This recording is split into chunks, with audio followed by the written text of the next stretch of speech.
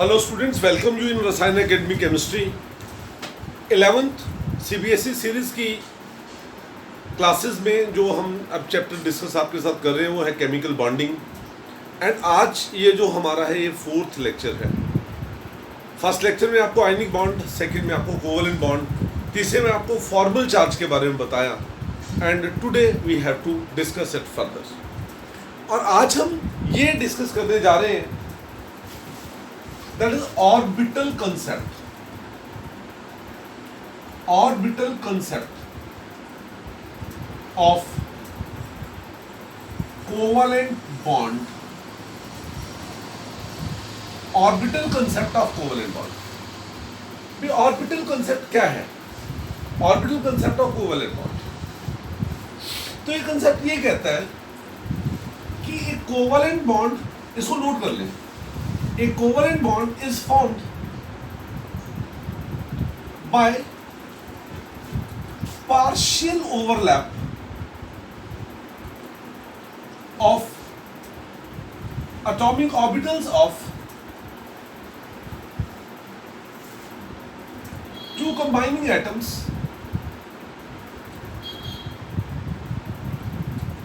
having unpaired electrons in opposite spins।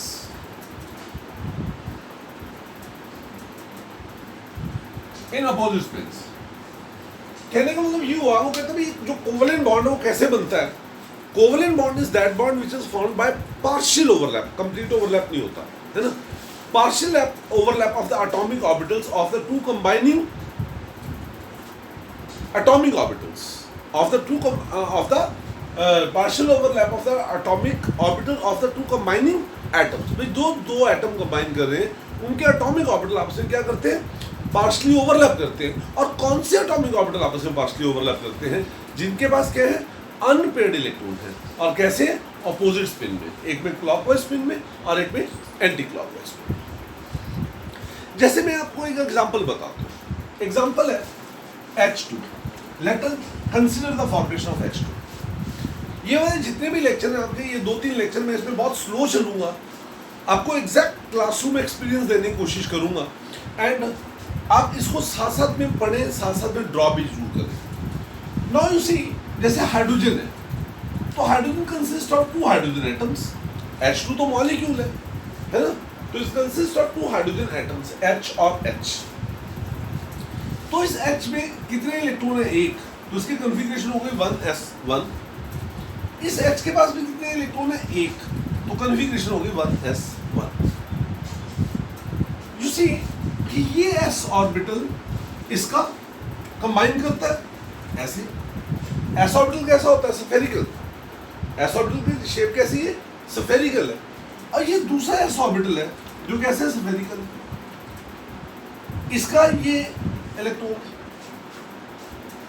You see, इसमें बहुत carefully इस चीज को ध्यान से देखना। मैंने ये एक इसमें इलेक्ट्रॉन स्पिन दिखाई है और ये इसमें इलेक्ट्रॉन स्पिन दिखाई है।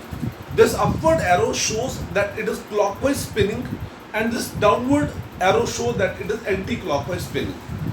ठीक है, तो एस ऑर्बिटल, और वैसे भी बच्चों एस ऑर्बिटल की जो शेप होती है वो कैसी होती है? स्फेरिकल। एस ऑर्बिटल की शेप क्या है? स्फेरिकल है। तो ये और ये दोनों s ऑर्बिटल आपस में कंबाइन करते हैं। ये दोनों s ऑर्बिटल आपस में कंबाइन करते हैं, और जैसे ये दोनों s ऑर्बिटल आपस में कंबाइन करते हैं तो ऐसे कंबाइन करेंगे, उसी इस तरीके से। ये दो स्फेरिकल ऑर्बिटल आपस में इस तरीके से कंबाइन कर रहे हैं। जैसे ही कंबाइन किए तो इसने क्या बनाया? जैसे कंबाइन किए तो इसने क्या बनाया? ये क्लॉकवाइज स्पिन, और वो उसकी क्या होगी? Anti clockwise spin. Clockwise spin और एंटी क्लॉकवाइज स्पिन। ठीक, तो इस तरीके से H और H के दो एटम आपस में कंबाइन करके क्या बना दिया? H2, hydrogen molecule. ये क्या बन गया? Hydrogen molecule. समझ आ गई? तो मैंने क्या बोला? एक covalent bond is formed bye, देखो एक कोवलेंट बॉन्ड बना, इज फॉर्म्ड बाय कैसे? Partial overlap. ये s ऑर्बिटल, ये s ऑर्बिटल, इनका partial overlap of atomic orbitals of two combining atoms having electrons in opposite spins. Clear? जैसे अगर मैं कहूं एक्सप्लेन द फॉर्मेशन ऑफ से, if I talk about HF molecule, ये बच्चों आप साथ साथ में एक बार ड्रा करें, एक बार दोबारा से जब इस लेक्चर को आप देखें उसको दोबारा से रिवाइंड करके स्लोली इसको देखें और फिर उसको जो है ड्रॉ करें। इसको बार बार ड्रॉ करने से आप में परफेक्शन आएगी। मैं अभी बताऊंगा, अभी the things will be going to get more and more complicated. H और F दो एटम्स, एक H है और एक F है। H is what? 1s1। Fluorine क्या होता है? 9 इलेक्ट्रॉन्स, और 9 इलेक्ट्रॉन की मतलब क्या होती है configuration? 1s2, 2s2, 2px2, 2py2 and 2pz1। ये इसकी कॉन्फ़िगरेशन है। 1s2, 2s2, 2px2, 2py2, 2pz1।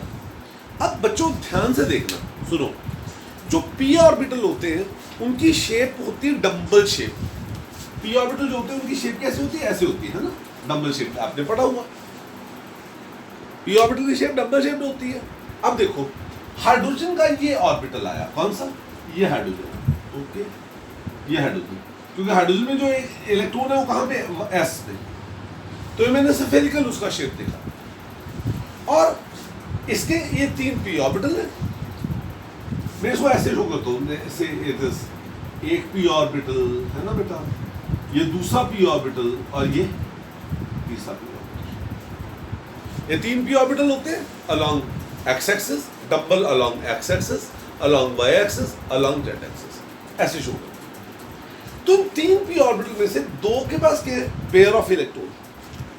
ये देखो, ये और ये पेयर ऑफ इलेक्ट्रॉन, और एक के पास क्या है? ये देखो, अनपेयर्ड इलेक्ट्रॉन। तो मैंने आपको ये बोला भी covalent bond is formed by partial overlap of atomic orbitals, partial overlap of the atomic orbital of two combining atom having electrons in opposite spin. इसका मतलब क्या हुआ? इसका बेटा ये वाला ऑर्बिटल और इसका ये वाला ऑर्बिटल आपस में ओवरलैप, इसका ये और इसका ये वाला ऑर्बिटल आपस में बेटे ओवरलैप करेंगे। और ये किस तरीके से ओवरलैप करेंगे? देखिए इसको ध्यान से देखो, ये हाइड्रोजन, ध्यान से देखना। और मैं थोड़ा सा, बिकॉज इसमें अगर फास्ट हो जाऊं तो आप लेक्चर को दोबारा रिवाइंड करके इसको स्लो मोशन में करके देख लेना। तो ये देखो, ये इसका ये p ऑर्बिटल है, ये इससे कंबाइन किया। एक चीज याद रखना, जब हम शेप ड्रॉ करते हैं एटॉमिक ऑर्बिटल की, ओवरलैप के बाद, सुनो, ओवरलैप के बाद जो दूसरा लोब है ना उसको छोटा कर दो। ओवरलैप के बाद जो दूसरा, ऐसे दो लोब होते हैं ना, डबल के ये दो लोब हैं, तो ये दूसरा लोब जो है ना उसको ऐसे छोटा कर देना, बिकॉज इलेक्ट्रॉन इधर आ जाते हैं, इलेक्ट्रॉन की डेंसिटी इधर। ये दो ऑर्बिटल हमने छेड़े ही नहीं है, एज सच और ये as such. Got my point? तो इसका मतलब यहां पर ये इलेक्ट्रॉन इसका है, ये इसका है, लेकिन यहां पर इलेक्ट्रॉन क्या है? यू सी, किसका है? एक हाइड्रोजन का और एक फ्लोरीन। Got this point? तो ये इस टाइप के जो डायग्राम्स होते हैं इन्हें हम नाम देते हैं, इस टाइप के जो डायग्राम्स होते हैं इन्हें हम नाम क्या देते हैं? They are nothing else but they are termed as, इन्हें हम एक नाम देते हैं, वो नाम है क्या? Orbital diagrams of, orbital diagrams, है ना? जैसे अगर वो कहे, क्वेश्चन कहे sketch the diagram, orbital diagram of किसका? Hydrogen. Sketch the orbital diagram of HF। सुनिए, कल जो मैंने डायग्राम बताए थे, कल मतलब इससे पहले वाले लेक्चर में जो आपको बताए थे, उसमें थे electron dot formula, Lewis formula, Lewis symbols, लेकिन ये कौन से? Orbital diagram. फर्क है, समझ आ रहे? अगर मैं कहूं भाई explain the orbital diagram of fluorine, explain the orbital diagram of किसका? फ्लोरीन। तो यू नो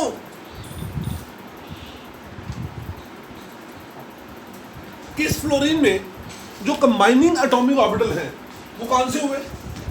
फ्लोरीन में दो कंबाइन करने वाले एटम फ्लोरीन है, एफ और एफ। ठीक है, तो अब ये देखो, ये फ्लोरीन है, एक, दो और ये तीन।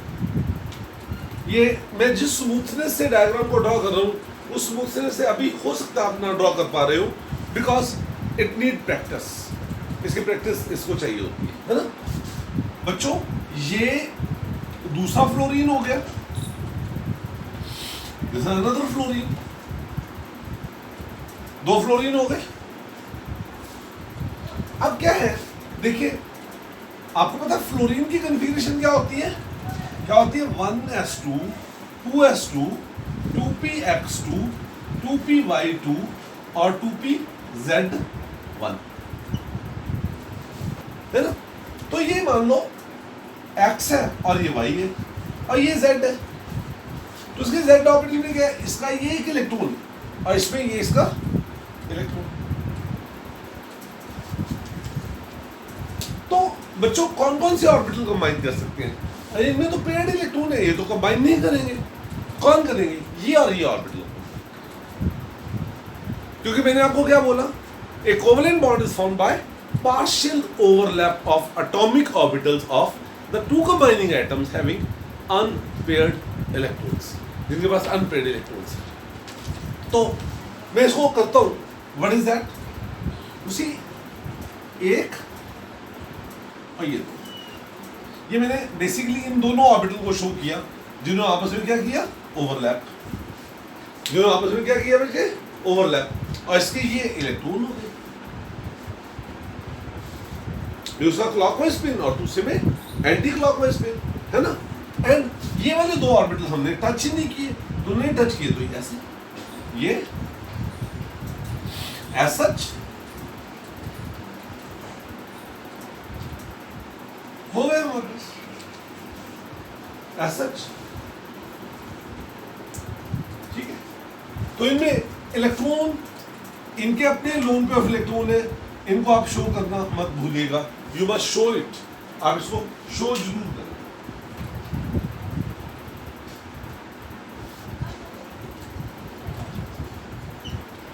यस बच्चों, मैं आपको एक बात बताना चाहता हूं, जो कोवेलेंट बॉन्ड होते हैं वो क्या होते हैं? दो टाइप के होते हैं। कोवेलेंट बॉन्ड दो टाइप के होते हैं, दो तरह के कोवेलेंट बॉन्ड होते हैं। और वो दो तरह के कोवेलेंट बॉन्ड कौन से होते हैं मैं आपको बताता हूं। देखो कोवेलेंट बॉन्ड होता क्या है, मैंने आपको बताया भी, covalent bond is a bond which is formed by mutual sharing up of electron. सबसे पहले ये बताया, फिर मैंने आपको ये बताया कि असल में जो कोवेलेंट बॉन्ड बनता है तो क्या होता है, दो एटॉमिक ऑर्बिटल जो होते हैं वो आपस में ओवरलैप करते हैं, है ना? अब वो ओवरलैप किस तरीके से कर सकते हैं, किस तरीके से कर सकते हैं, उसके बेसिस के ऊपर जो कोवेलेंट बॉन्ड है वो दो टाइप के होते हैं। और वो दो टाइप के कौन कौन से होते हैं? वन इज आई से, कौन सा बॉन्ड? Sigma bond. और दूसरा आपके पास होता है कौन सा? Pi bond. एक कौन सा बॉन्ड होता है? Sigma bond.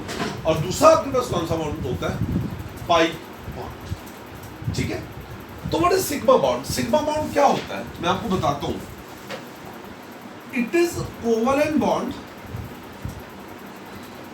Which is formed, note करते चल जाए, विच is formed by overlapping along inter nuclear axis. कहते हैं ये वो कोवेलेंट बॉन्ड है जो कैसे बनता है? विच is formed by overlapping of atomic orbital along inter nuclear axis. और ये जो पाई बॉन्ड होता है, it is the bond which is formed by overlapping along या overlapping perpendicular to the internuclear axis। वो जो इंटरन्यूक्लियर एक्सिस है उसके perpendicular to the internuclear axis. मैं वैसे आपको बता रहा हूँ, दो पॉइंट्स और हैं, फिर इसके एग्जांपल लेके बताएंगे, फिर आपको क्लियर होएगा ये बात। वो ये है, इट इज स्ट्रॉन्ग बॉन्ड। जो सिग्मा बॉन्ड होता है वो क्या होता है? Strong bond. और जो पाई बॉन्ड है वो क्या होता है? It is a weak bond. Pi bond कैसे? Weak bond. Sigma bond is a strong bond and pi bond is a weak bond. और तीसरी बात एक और बताना चाहेंगे, जो सिग्मा बॉन्ड है it can be formed by s s S P and P P overlap. मतलब दो एस ऑर्बिटल आप इसे कंबाइन करके सिग्मा बॉन्ड बना सकते हैं, दो पी ऑर्बिटल आप इसे कंबाइन करके सिग्मा बॉन्ड बना सकते हैं, और एक एस और एक पी ऑर्बिटल आप इसे कंबाइन करके सिग्मा बॉन्ड बना सकते हैं। तो sigma bond can be formed bye either S S overlap, S P overlap और पी पी ओवरलैप। लेकिन जो पाई बॉन्ड्स होते हैं वो मेनली क्या बनते हैं? By P P overlap. वैसे तो आगे जब आप आगे आपको और पढ़ाएंगे तो डी ऑर्बिटल से भी होते हैं, डी और पी ऑर्बिटल से भी होते हैं, वो बातें अलग हैं, उसको बाद में डिस्कस करेंगे। अभी आपको ये फंडामेंटल लेवल पर मैं बात करता हूँ बच्चों। जैसे मैं आपको बताता हूँ, मैंने अभी आपको क्या बताया? मैं हाइड्रोजन का मॉलिक्यूल, ओके, ऐसे बताया है ना। HCl का या HF का मॉलिक्यूल ऐसे बताया, अभी आपके साथ डिस्कस किया बेटे मैंने, है ना। और FF का मॉलिक्यूल कैसे दिखाया? ऐसे इसके डायग्राम ड्रॉ किए।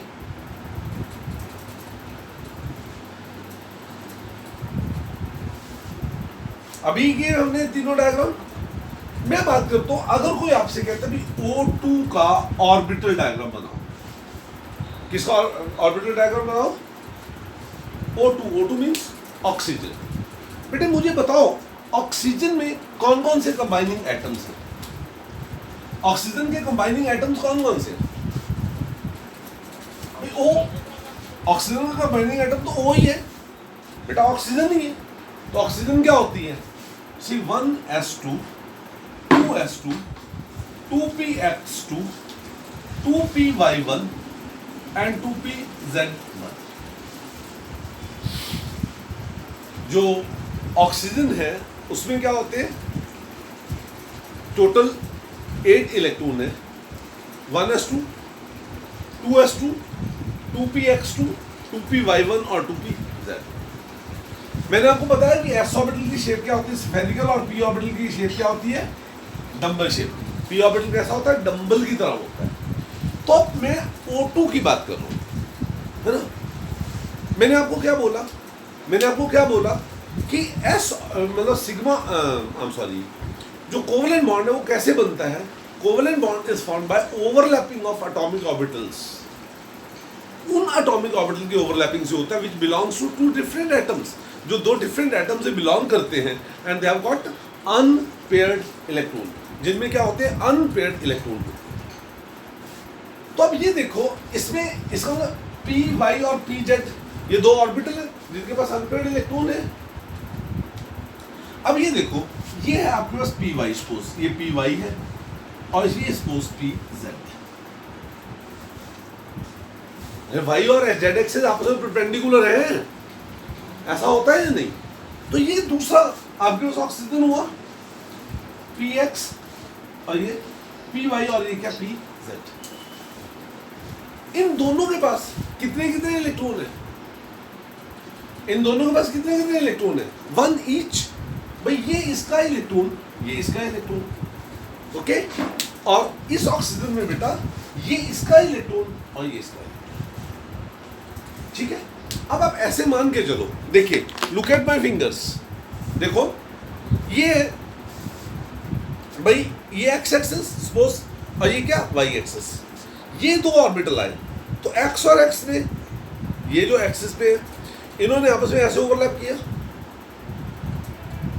ओवरलैप कर लिया। लेकिन ये थोड़ी ऐसे ओवरलैप कर सके, ये तो क्या करेंगे? साइडवेज ओवरलैपिंग करेंगे ना। ये कैसे? इनकी जो ओवरलैपिंग है वो कैसे होती है? वो ऐसे होगी, देखो ये एक पी ऑर्बिटल और ये दूसरा P orbital, sideways overlap, okay. अब देखो मैं इसके डायग्राम को कैसे ड्रॉ करता हूँ, ध्यान से समझना, ध्यान से समझना। ये और ये ऑर्बिटल आपस में कंबाइन करें, क्या हुआ 1 और ये, ठीक है। और यहां पर ये वाले ऑर्बिटल मैं ऐसा इसको शो कर देता हूं, ये वाला और बच्चों ये, ठीक है। अब इसमें क्या कि एक इसका इलेक्ट्रॉन, ये इसका इलेक्ट्रॉन, ओके, और दूसरा इसमें ये इसका इलेक्ट्रॉन और ये इसका इलेक्ट्रॉन। तो ये आपके पास न्यूक्लियस है और ये न्यूक्लियस है ऑक्सीजन का। तो ये क्या होगा, इंटर न्यूक्लियर एक्सेस। इंटर का मतलब दो डिफरेंट, न्यूक्लियस का मतलब न्यूक्लियस, एक्सेस एक ऐसा एक्सेस जो दो डिफरेंट न्यूक्लियाई को आपस में जोड़ रहा है, तो it is inter nuclear axis. तो this is a bond which is formed by overlapping up of the atomic orbital along the inter nuclear axis. तो ये क्या हुआ, सिग्मा बॉन्ड। ये कौन सा बॉन्ड हो गया। और अब ये वाले दोनों ऑर्बिटल ओवरलैप करेंगे।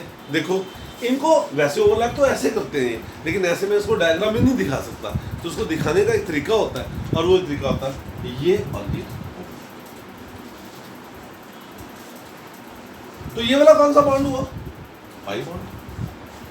तो इसका ऑक्सीजन और ऑक्सीजन में दो बॉन्ड्स हैं, कौन से बोलो, सिग्मा बॉन्ड और दो बॉन्ड्स हैं, एक सिग्मा बॉन्ड और एक पाई बॉन्ड। सिग्मा बॉन्ड कौन सा है, bond which is formed bye overlapping of the atomic orbital along the internuclear axis, and pi bond is a bond which is formed by overlapping of the atomic orbitals perpendicular to the internuclear axis. I hope so that I am clear to you. Next आगे चलते हैं, और वो ये है बेटे, एक और डायग्राम बनाते हैं, फिर आपको और क्लियर हो जाएगी। और क्लियर ये है, ऐसे है बच्चों, draw orbital diagram of N2। Nitrogen का आप ऑर्बिटल डायग्राम ड्रॉ करो। तो इसमें दो कंबाइनिंग एटम कौन से हैं, नाइट्रोजन। तो एक नाइट्रोजन एटॉमिक नंबर क्या होता है, 7। तो 7 है तो क्या हुआ, 1s2 2s2 2px1 2py1 and 2pz1।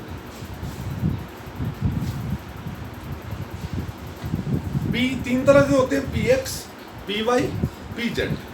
3 electron है, एक एक सभी में चला जाएगा। तो इसकी कॉन्फ़िगरेशन क्या हुई, 1s2 2s2 2px1 2py1 2pz। Clear. तो मैं एक ये नाइट्रोजन ड्रॉ करता हूं, है ना।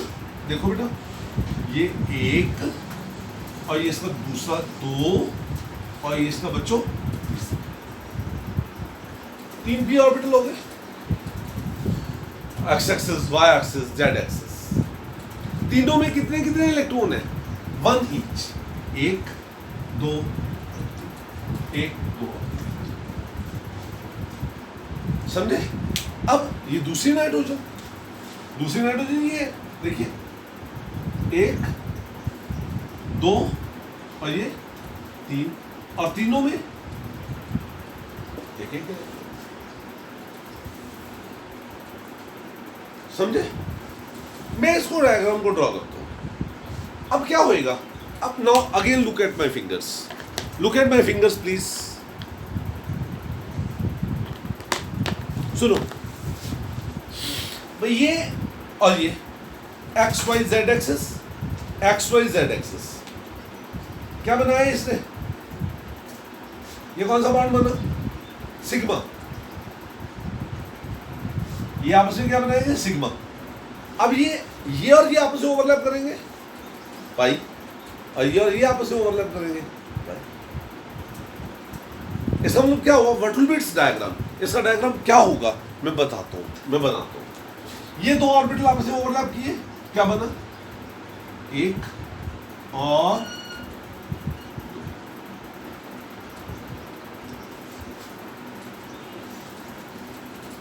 एक इलेक्ट्रॉन उसका, एक इसका, क्या बन गया, कौन सा बॉन्ड है, सिग्मा। ठीक है बच्चों, समझ आ गई।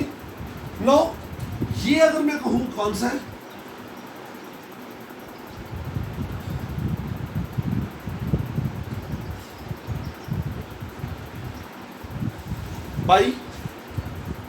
पाई बॉन्ड को ऊपर और नीचे दो लाइनों से दिखाते हैं, लेकिन बॉन्ड ही एक है, ऊपर और नीचे उसका पूरा ऑर्बिटल ओवरलैप। और तीसरी बात क्या है, सुनो, मैं तीसरे एक्सिस को ऐसे दिखा दूँ, है ना, थोड़ा क्लियर हो जाए आपको, हॉचपॉच ना रहे डायग्राम में, इसलिए ये होगा तो ये इसका, तो ये इसका, आपस में, ठीक है। तो व्हाट हैपेंड, इसमें क्या हुआ, ये नाइट्रोजन है और ये नाइट्रोजन है, नाइट्रोजन और नाइट्रोजन में एक बॉन्ड सिग्मा और ये दो बॉन्ड पाई। तो नाइट्रोजन में ट्रिपल बॉन्ड होता है, जिसमें एक सिग्मा बॉन्ड होता है और दो पाई बॉन्ड्स होते हैं। आई होप सो कि आपको ये बात समझ आ गई। इसमें क्वेश्चंस आते हैं, लिखो, आप सभी क्वेश्चन को लिखे। वाई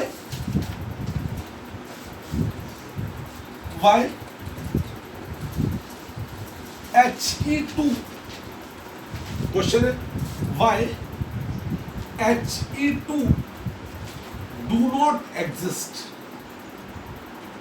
जो He2 है ये एग्जिस्ट क्यों नहीं करती, है ना। Explain on the basis of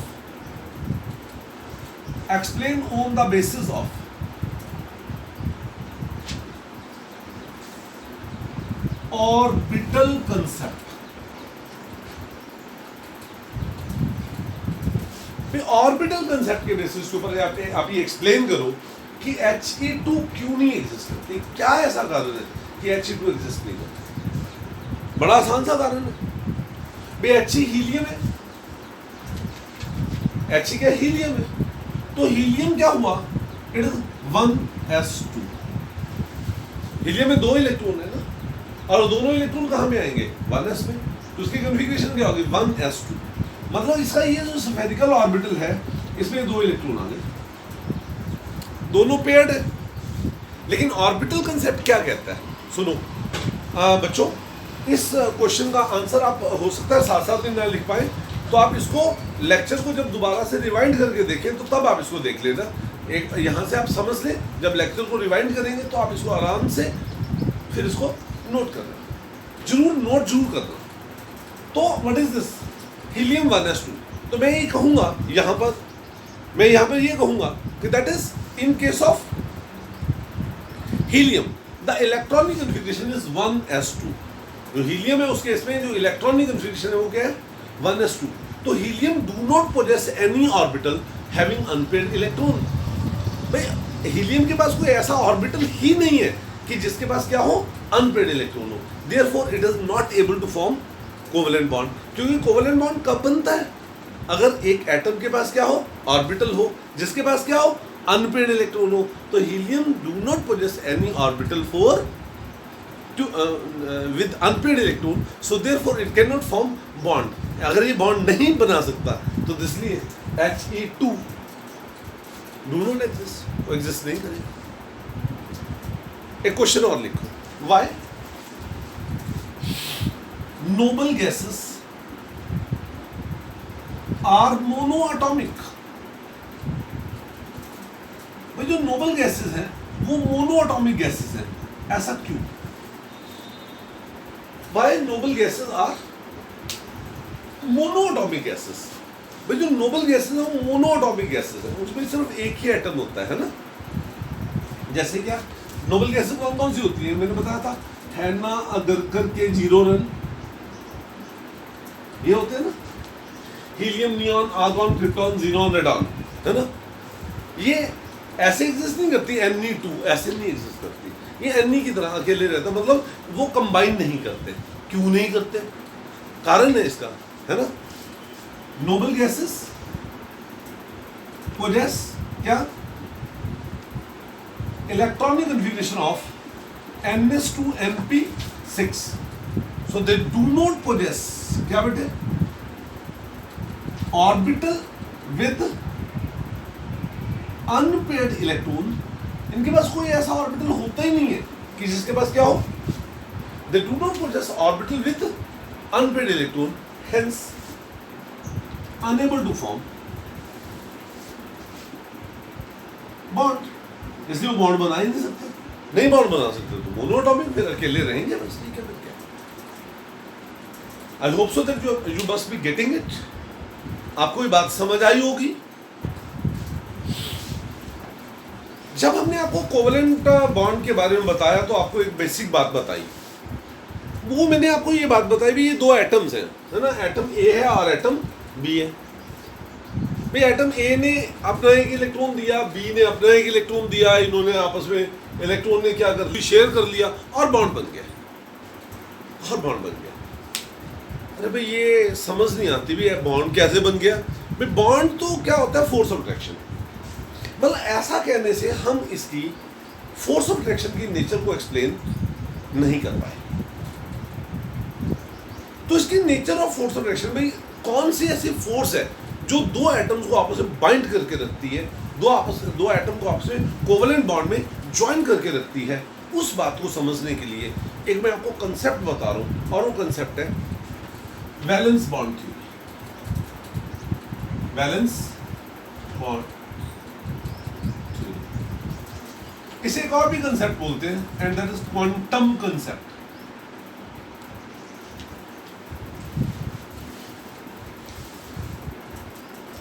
ये कंसेप्ट क्या है, ये आपको समझ आएगा, सभी को समझ आ जाएगा। बेटा वो कहता है सपोज हाइड्रोजन का मॉलिक्यूल बना। किसका मॉलिक्यूल बना बेटा, हाइड्रोजन, H2। तो हाइड्रोजन का मॉलिक्यूल कैसे बना, भाई ये एक हाइड्रोजन है, ये एक हाइड्रोजन है, इसका एक इलेक्ट्रॉन, इसका एक इलेक्ट्रॉन, इन्होंने आपस में ओवरलैप किया और इन्होंने बॉन्ड बना दिया, और इन्होंने बॉन्ड बना दिया। लेकिन बात ये भी कैसे बना दिया, भाई क्या ऐसी फोर्स थी जिन्होंने इसको आपस में जोड़ के रखा। तो उसके लिए एक थ्योरेटिकल कंसेप्ट दिया, और वो थ्योरेटिकल कंसेप्ट ये है, कहता भाई ये आपके पास क्या था, न्यूक्लियस है किसी एटम ए का, हाइड्रोजन ए का न्यूक्लियस है, और ये इसका इलेक्ट्रॉन है E A, ये है, और ये इसका इलेक्ट्रॉन, और ये हाइड्रोजन बी है, और ये इसका इलेक्ट्रॉन है। समझे, भाई दो हाइड्रोजन एटम है, सपोज ये हाइड्रोजन एटम है और ये हाइड्रोजन एटम है, ओके, बाई चांस से बढ़िया हो गया, ओके। भाई सपोज ये रेड वाला पोर्शन तो इसका न्यूक्लियस है, ये इसका न्यूक्लियस है, और इसका ये रेड व्हाइट वाला पोर्शन न्यूक्लियस का, व्हाइट वाला पोर्शन न्यूक्लियस, और इसका ब्लैक वाला पोर्शन और इसका रेड वाला पोर्शन इसके इलेक्ट्रॉन्स हैं। हम ये कहते हैं कि when these two electrons, these two atoms are at infinite distance, जब ये दो एटम आपस में बहुत ज्यादा डिस्टेंस पर है, when they are at infinite distance, तो then there is basically no force of attraction and no force of repulsion. इनमें ना तो कोई फोर्स ऑफ अट्रैक्शन है और ना ही कोई फोर्स ऑफ रिपल्शन है। याद रखना, अगर किसी सिस्टम में ना कोई अट्रैक्शन हो ना रिपल्शन हो, तो उस सिस्टम की एनर्जी मानते हैं जीरो। तो सिस्टम की एनर्जी क्या मानते हैं, जीरो। और जब भी क्या होता है, फोर्स ऑफ अट्रैक्शन होती है, फोर्स ऑफ अट्रैक्शन से मानते हैं एनर्जी डिक्रीज होती है, और फोर्स ऑफ रिपल्शन से एनर्जी इंक्रीज होती है, ठीक। तो हम ये कहते हैं कि दैट इज, ये एटम ए है और ये एटम बी है, तो हम ये कहते हैं when these two atom they were at infinite distance, जब आपस में बहुत ज्यादा दूरी पर थे, there was basically no force of attraction and no force of repulsion. ना इनमें कोई अट्रैक्टिव फोर्स थी, ना ही इसके बीच में कोई रिपल्सिव फोर्स थी, कोई भी अट्रैक्टिव या रिपल्सिव फोर्स नहीं थी, ठीक है। तो इसलिए उस कंडीशन में इस सिस्टम की जो पोटेंशियल एनर्जी थी वो क्या थी, जीरो। उस सिस्टम की पोटेंशियल एनर्जी क्या थी, जीरो। अब हमने ये कहा कि दो एटम आपस में नजदीक आए, the two atoms started coming close to each other. तो कहते हैं जब ये दो एटम आपस में नजदीक आते हैं तो इनमें कुछ नई अट्रैक्टिव फोर्सेस और कुछ नई रिपल्सिव फोर्सेस डेवलप हो जाती हैं। कैसे, आप ये देखो बेटे कि ये जो इलेक्ट्रॉन है और ये न्यूक्लियस है, इसमें ऑलरेडी अट्रैक्टिव फोर्स थी या नहीं, तभी तो एटम ए के चारों तरफ दूसरा इलेक्ट्रॉन घूम रहा है तो उसमें अट्रैक्शन है, तभी तो घूम रहा है। बी एटम में उसके इलेक्ट्रॉन उसके चारों तरफ घूम रहा है तो उसमें फोर्स अट्रैक्शन है, तभी तो घूम रहा है। अब वो कहते हैं जब ये नजदीक आए तो electron of A get attracted by nucleus of B. ये एक नई अट्रैक्टिव फोर्स डेवलप होगी, ठीक है। और electron of B get attracted by nucleus of A, नई अट्रैक्टिव फोर्स डेवलप हो गई। New attractive force got developed between electron of A and nucleus of B, electron of B and nucleus of A. ऐसा हुआ, ऐसा हुआ या नहीं, है ना। लेकिन एट द सेम टाइम जब वो ये दोनों एटम आपसे नजदीक आए तो इसके बीच में एक रिपल्सिव फोर्स भी डेवलप हुई। और बेटा वो रिपल्सिव फोर्स क्या थी भाई, जब ये इलेक्ट्रॉन नजदीक आए तो इनमें इलेक्ट्रॉन में भी तो रिपल्शन होगी, और जब ये न्यूक्लियस नजदीक आएंगे तो इनके न्यूक्लियस में भी क्या होगी, रिपल्शन होगी। तो हम ये कहते हैं कि जब दो एटम आपस में बहुत दूरी पर हैं, कोई अट्रैक्टिव फोर्स नहीं, कोई रिपल्सिव फोर्स नहीं है, लेकिन जैसे वो नजदीक आते हैं तो उनके बीच में कुछ अट्रैक्टिव और कुछ रिपल्सिव फोर्सेस डेवलप हो जाते हैं। Say if there are two atoms तो then electrons of atom A will get attracted by nucleus of B and electron of B will get attracted by nucleus of A, and at the same time there are certain repulsive forces among the electrons and there is repulsive force between the nuclei of the two combining atoms। वो जो दो combining atom है उनकी nuclei के बीच में भी क्या है, रिपल्सिव फोर्स। समझ आ रही है बात। अब एक सिंपल सी बात है क्या, कि अगर एक सिस्टम में अट्रैक्टिव फोर्स डोमिनेट कर जाए, किससे, रिपल्सिव फोर्स से, तो बॉन्ड बन जाएगा। और अगर रिपल्सिव फोर्स डोमिनेट कर जाए अट्रैक्टिव फोर्स से तो बॉन्ड नहीं बनेगा। सिंपल सी बात है भाई। अगर if the attractive forces dominate over the repulsive forces the bond will be formed, and if repulsive forces dominate over the attractive forces then bond will not be formed. I am taking into consideration that case. वैसे यहाँ पे मैं कह रहा हूँ hydrogen, लेकिन मैं इसको एक जनरल केस बोलता हूँ। मैं कहता हूँ it is that case when bond is formed, जब बॉन्ड बनता है, मैं वो वाला केस ले रहा हूँ। इसका डायग्राम बनाता हूं। डायग्राम ये है, सुनिए। ये मेरे पास मैंने एक ये ग्राफ ड्रॉ किया। इसमें इधर मैं यहां पर एनर्जी है 0 and this is what I have taken, this is E N energy, ये एनर्जी ठीक है। इधर नेगेटिव और इधर एनर्जी पॉजिटिव। और इस एक्सिस में मैंने क्या लिया, इंटर न्यूक्लियर डिस्टेंस,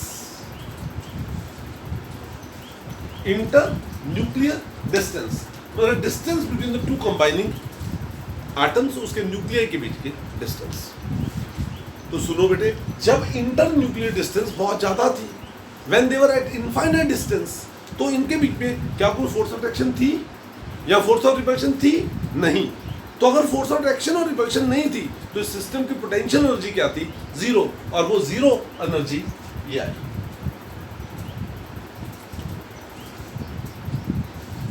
कहता है when the atom start coming close to each other. मैं वो वाला केस डेवलप कर रहा हूं कि जब बॉन्ड बनता है तो हम ये कह सकते हैं the attractive force starting dominating over the repulsive forces, and जब attraction as a result of the force of attraction the energy of the system start decreasing, कम होना शुरू हो गया। The energy of the system start decreasing, 0 से negative आनी शुरू हो गई। ठीक है। अल्टीमेटली ये स्टेज विल कम, एक ऐसी स्टेज आ गई कि जब इनकी इसकी एनर्जी, सिस्टम की एनर्जी क्या हो गई, मिनिमम। इस सिस्टम की एनर्जी क्या हो गई, मिनिमम हो गई। और अब now the nucleus come close to each other. अब उसकी डिस्टेंस इतनी क्लोज आ गई कि अब उसके न्यूक्लियस एक दूसरे की अप्रोच में आने लगे, और अगर न्यूक्लियस एक दूसरे के अप्रोच में आएंगे तो दिल बी स्ट्रॉन्ग रिपल्शन, दिल बी स्ट्रॉन्ग भाई, पॉजिटिव और पॉजिटिव चार्ज में रिपल्शन है, तो जिसके कारण से उस सिस्टम की एनर्जी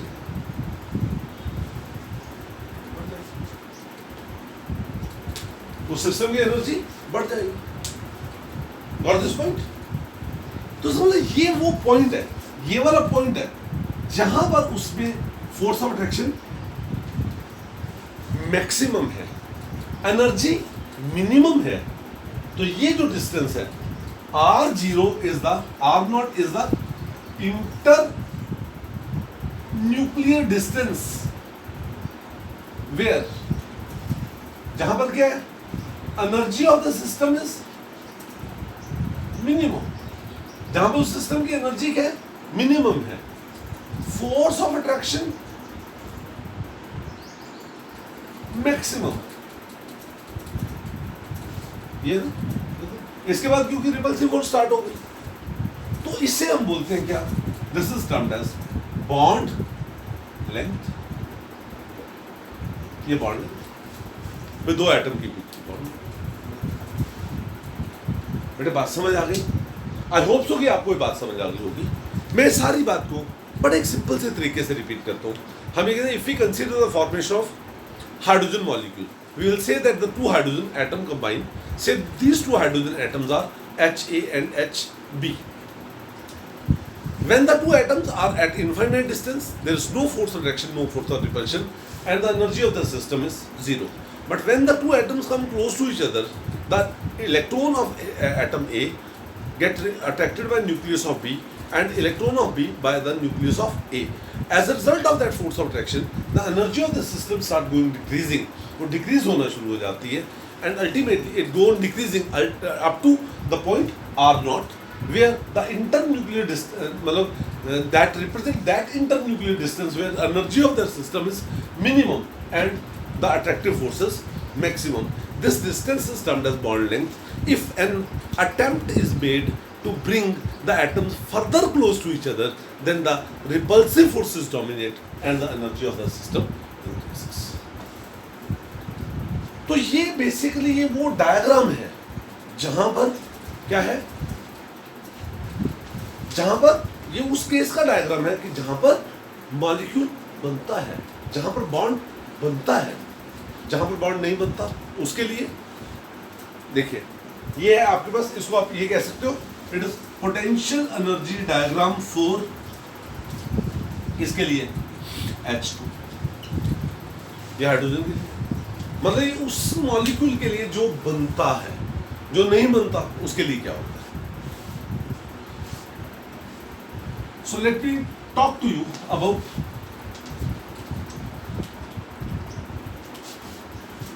नॉन फॉर्मेशन ऑफ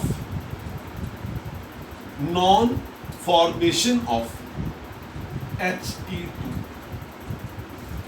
ऐसा क्या है, He2 क्यों नहीं एग्जिस्ट करता?